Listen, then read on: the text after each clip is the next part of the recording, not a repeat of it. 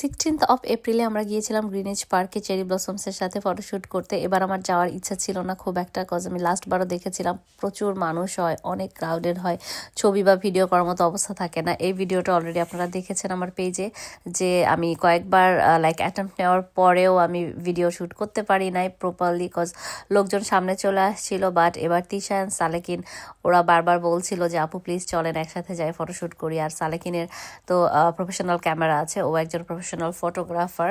তো যাই হোক, ও বলছিল আপু সুন্দর সুন্দর ছবি তুলে দেবো চলেন। তো ওদের কথা মতো গেলাম। অ্যান্ড এই টাইমটাতে সবচেয়ে সুন্দর ব্লুমিং হয়, আর ফুলের কালারগুলোও খুব সুন্দর ছিল। আপনারা গেলে এপ্রিলের ফার্স্ট উইক থেকে থার্ড উইকের মধ্যে যাবেন। যাওয়ার পরে যেটা এক্সপেক্ট করছিলাম সেটাই হলো, প্রচুর ক্রাউড ছিল। এই ছেলেটা কেন জানি লাফাচ্ছিল, I don't know why, maybe TikTok বানাচ্ছিল।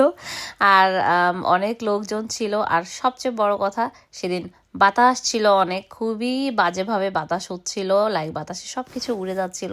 আমি বলতেছিলাম যে এর মধ্যে কিভাবে ফটো তুলবো, অ্যান্ড ঠান্ডাও ছিল। বাট ফুলের কালার কিন্তু অনেক সুন্দর ছিল, যদিও অনেক প্যাটেলস ঝরে গিয়েছে। এই যে আমাদের ফটোগ্রাফার, ও ছবি তোলা স্টার্ট করেছে। তিশা ফার্স্টে ছবি তুলছিলাম, বললাম তুমি করো, আমার ঠান্ডা লাগছে, জ্যাকেট খুলতে ভয় লাগছে। তো তিশা ফার্স্টে ছবি তুললো কিছু, দেন কাভিয়া তুলেছিল। কাভিয়া তো জ্যাকেট খুলবে না, আমি জোর করে জ্যাকেট খুলে, এই যে দেখতে পাচ্ছেন অলরেডি প্যাটেলস কিন্তু অনেকটাই ঝরে পড়ে গিয়েছে বাতাসে। তো এখানে কাভিয়া বেসিক্যালি একটা ফটো তোলার ট্রাই করছিল, যেখানে ও প্যাটেলস গুলো বাতাসে উড়াই দিবে, সেই সময় ছবিটা তোলা হবে, এই জন্য অনেকগুলো কালেক্ট করেছে। বাট এত বাতাস ছিল, ও যেদিকে উড়াচ্ছিল আরেকদিকে চলে যাচ্ছিল। তো যাই হোক, তারপর ও কয়েকটা ক্লিক নেওয়া হয়েছে। আমি একটু ভিডিও করলাম এখানে।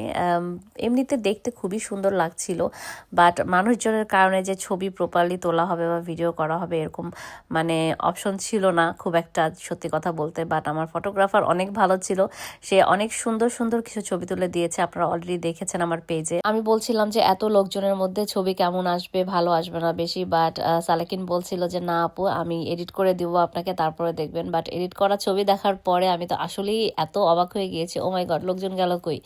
অ্যান্ড এত সুন্দর হয়েছিল ছবিগুলো, বিশ্বাস করেন আমি নিজেই নিজের ছবি দেখে মুগ্ধ হয়ে গিয়েছি।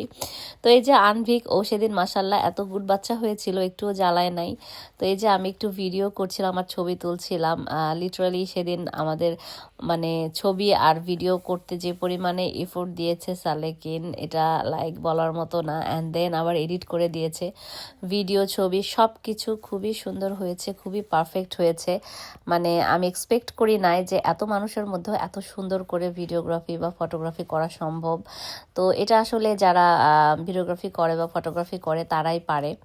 এই যে আপনারা দেখতে পাচ্ছেন কি পরিমাণে লোকজন ছিল এই পুরো রোডটা জুড়ে আর কি। আমি চাচ্ছিলাম এই রোডটায় আমি ফুল গাছের নিচে দিয়ে আসবো, এরকম একটা শট নিব। বাট কয়েকবার অ্যাটেম্প নেওয়ার পরে মেবি একটা ওর দুইটা ক্লিপ আমরা নিতে পেরেছি এরকম। আমাদের ফটোগ্রাফারের অনেক ধৈর্য ছিল, সে অনেক টাইম নিয়ে আস্তে আস্তে করে যখন লোকজন সরেছে তখন ভিডিও বা ছবি তুলেছে।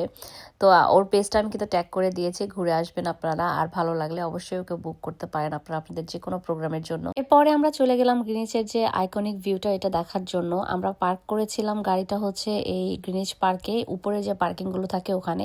এখানে আপনারা গাড়ি নিয়ে যেতে পারেন, and paid parking, but still আপনারা গাড়ি রাখার অনেক অপশন আছে ওখানে। তো এরপরে এই ভিউটা দেখলাম আমরা এখান থেকে, দেখতে পুরো সিটিটা এত সুন্দর লাগছিল।